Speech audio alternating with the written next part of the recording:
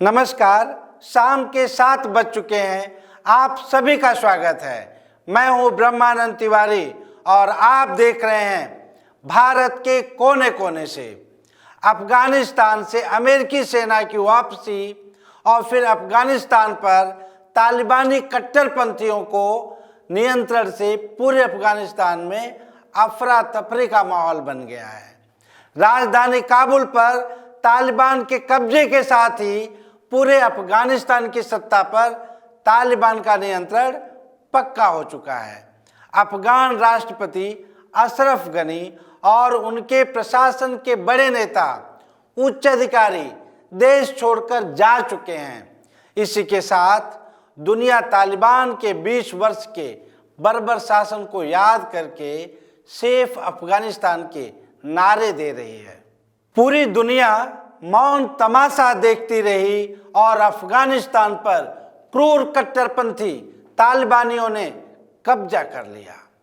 15 अगस्त 2021 की सुबह जब भारत में लोग आज़ादी का जश्न मना रहे थे, तब तालिबान के लड़ाके अफगान नागरिकों की आज़ादी पर कब्जा पक्का कर रहे थे।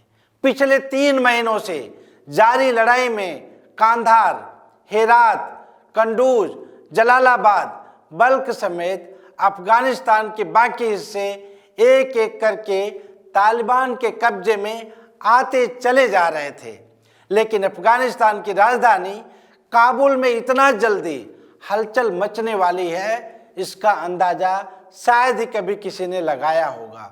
रविवार की सुबह तालिबान के लड़ाकों ने अचानक घेरा डाला और अफगान सरकार और वहां की सेना बिना मुकाबला किए घुटने टेक दिए। इस बीच अमेरिकी डिप्लोमेट्स को अफगान में काबुल से ले जाते हेलीकॉप्टर की तस्वीर भी पूरी दुनिया ने देखी। भारत जिस दिन 75वां स्वतंत्रता दिवस मना रहा था, उसी दिन शाम को अफगानिस्तान की राजधानी काबुल पर तालिबान का कब्जा हो गया। पाकिस्तान की सेना और उसकी खुफिया एजेंसी ISI के सह पर क्या तालिबान ने जानबूझकर 15 अगस्त का दिन चुना, यह तो बाद में पता चल ही जाएगा। लेकिन इतना तय है कि तालिबानी शासन भारत के हितों को हर तरह से प्रभावित करने जा रहा है। पड़ोसी पाकिस्तान के नियंत्रण वाले तालिबान के सत्ता में आने से अफगानिस्तान में भारत की मदद से चलाई जा रही अरबों डॉलर की परियोजनाओं को धक्का लगना तो अब निश्चित है। साथ ही ईरान के चाबार पोर्ट से अफगानिस्तान व मध्य एशिया के दूसरे देशों को जोड़ने की भारत की योजनाओं पर भी अब सवाल खड़ा हो चुका है। अफगानिस्तान में तालिबान की बहाली भारतीय सुरक्षा के लिए कुछ अत्यंत गंभीर आसन्न चुनौतियां प्रस्तुत करती हैं। इनमें विकास को सुरक्षित करने से लेकर अराजकता के शिकार अफगानिस्तान में फंसे भारतीय नागरिकों को सुरक्षित बाहर निकालने जैसी तमाम चुनौतियां शामिल हैं। अंतर्राष्ट्रीय आतंकवाद को तालिबान से प्राप्त पुनः समर्थन और तालिबान की ओर से लड़ रहे जिहादी समूहों को पाकिस्तान द्वारा पुनः भारत की ओर मोड़ दिया जाना भारत के लिए एक गंभीर चुनौती होगी। पाकिस्तान, चीन और ईरान के विपरीत भारत का तालिबान के साथ कोई निकट संबंध नहीं रहा है।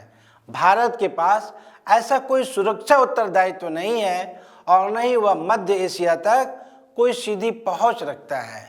चूँकि लश्कर-ए-तोयबा और जैश-ए-मोहम्मद अफगानिस्तान में तालिबान के साथ ही रहे हैं, इससे स्पष्ट है कि तालिबान को पाकिस्तान के माध्यम से जम्मू कश्मीर में भारत पर पुनः हमला करने हेतु प्रोत्साहन दे सकता है। अफगानिस्तान में तालिबान का फिर से उभार चिंता का विषय इसलिए भी है क्योंकि इसके करीब 20 से ज़्यादा आतंकी संगठनों के तार जुड़े हैं और यह सभी आतंकी संगठन रूस से लेकर भारत तक में ऑपरेट किए जाते हैं। भारत में 1999 में IC-1814 विमान के अपहरण की बात और उसके बदले जैश-ए-मोहम्मद कि प्रमुख मौलाना मसूद अजहर, अहमद असगर और शेख अहमद उमर सईद को छोड़ने की बात अब भी ताज़ा है। भारत अपने सकारात्मक रवैये के परिणाम स्वरूप पिछले कुछ वर्षों में अफगानिस्तान में पुनर्निर्माण से जुड़ी परियोजनाओं में लगभग 3 अरब अमेरिकी डॉलर का निवेश किया है।